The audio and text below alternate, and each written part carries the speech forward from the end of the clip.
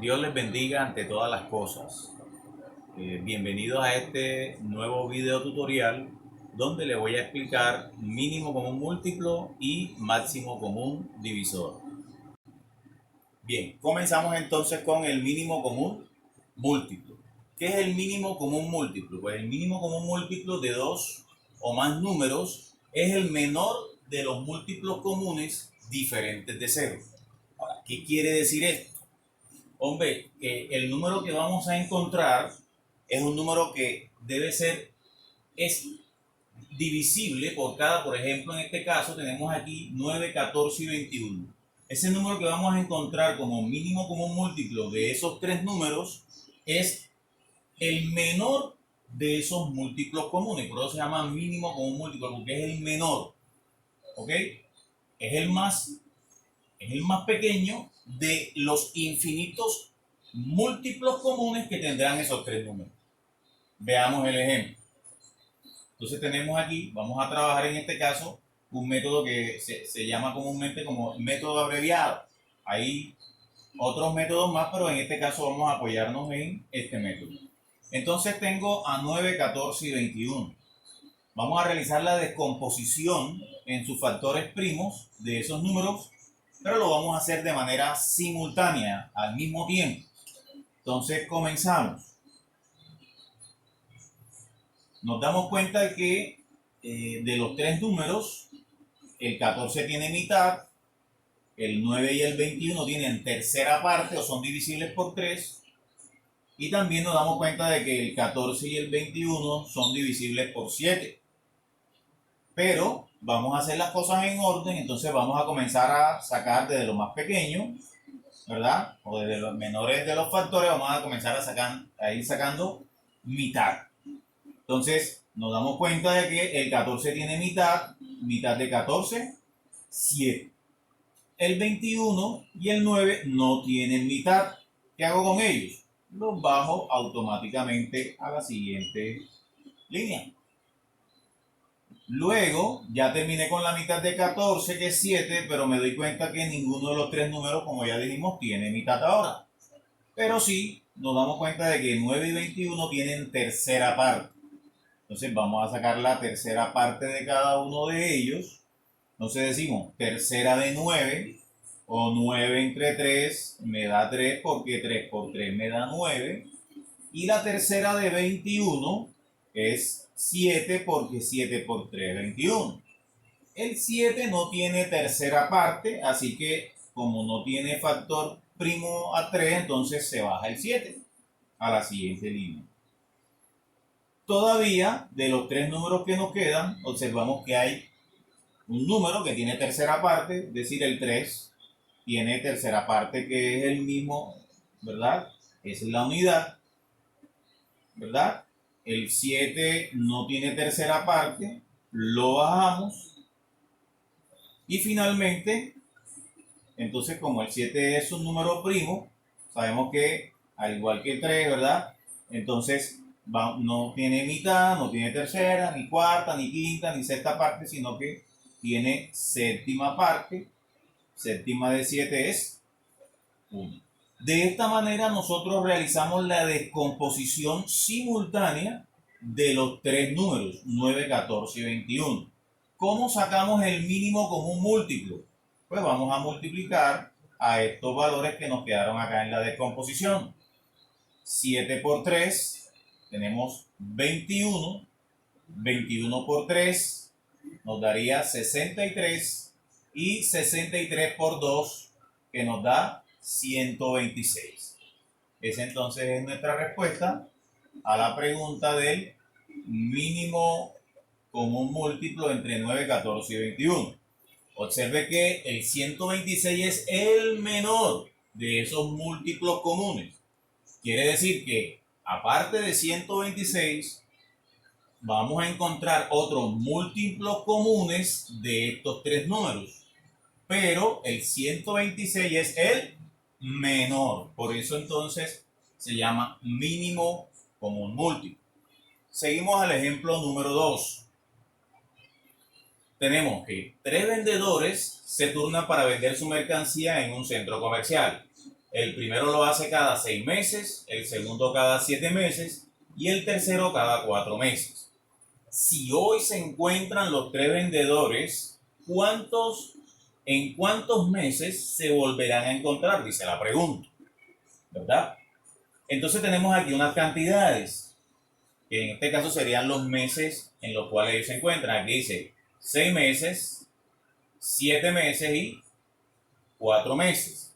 Esos son los valores en los cuales yo voy a realizar la decomposición, ¿verdad?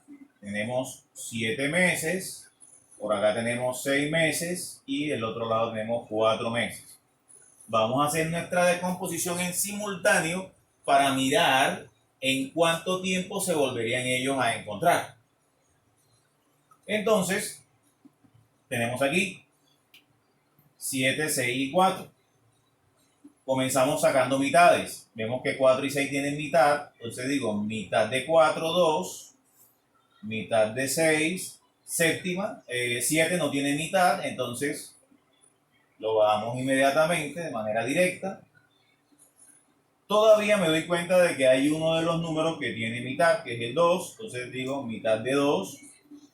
Como los otros no tienen mitad, los voy a bajar directamente. Ya terminé con el 2, sigo ahora con el 3, que tiene tercera parte de 3. Tercera de 7, no tiene tercera parte, ¿verdad? Entonces lo bajo. Y el 7 tiene séptima parte, que es 1. Entonces, de igual manera, multiplicando estos números que nos quedan aquí a la derecha, podemos saber dentro de cuánto tiempo se volverán a encontrar esos tres vendedores en el centro comercial. Veamos. 7 por 3, 21 por 2, 42 y 42 por 2, 84. Es decir que la respuesta de nosotros aquí sería entonces que en 84 meses, ¿verdad? Se volverían a encontrar los tres vendedores en el centro comercial. Bien, seguimos con el máximo común divisor. Entonces tenemos que el máximo común divisor de dos o más números es el mayor de los divisores comunes de dichos números. Ahora, ¿qué quiere decir eso? Hombre, el máximo común divisor de dos o más números es el más grande o el número más grande que pueda dividirlos a ellos exactamente. ¿Ya? Veamos el siguiente ejemplo. Máximo común divisor entre 75, 90 y 105. Vamos a hacer también el método abreviado para el cálculo del máximo común divisor. Método abreviado también. Entonces tenemos, a diferencia del mínimo común múltiplo, acá, si nos damos cuenta, los tres números, es importante que a estas alturas tengamos bien aprendido los criterios de divisibilidad, porque eso nos va a permitir determinar si los números tienen mitad, si los números tienen tercera parte, ¿verdad? Entonces nos damos cuenta, 75, si yo sumo a 7 más 5, me da 2. Me doy cuenta que ese número tiene tercera parte porque la suma de sus cifras nos da un múltiplo de 3. Si yo sumo 9 más 0 me da 9 y me doy cuenta que 9 también es un múltiplo de 3, por lo tanto 90 es divisible por 3. Y 1 más 5 me da 6 y también el 6 es múltiplo de 3. Entonces me doy cuenta que los tres números son divisibles por 3. Ahora bien, de pronto diremos, bueno, el 90 tiene mitad. Pero 90 tiene mitad porque termina en 0, pero observen que 75 y 105 terminan en 5. En una cantidad impar y esos dos números no tienen mitad.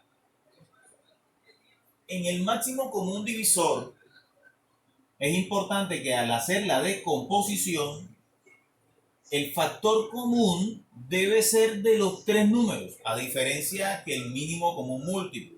En el mínimo común múltiplo, si había un número con mitad, a ese descomponíamos. Acá no. Acá para hacer una descomposición es que esa descomposición aplique para todos los números que se estén descomponiendo. Esa es la diferencia en el método abreviado entre el cálculo del mínimo común múltiplo y el máximo común divisor.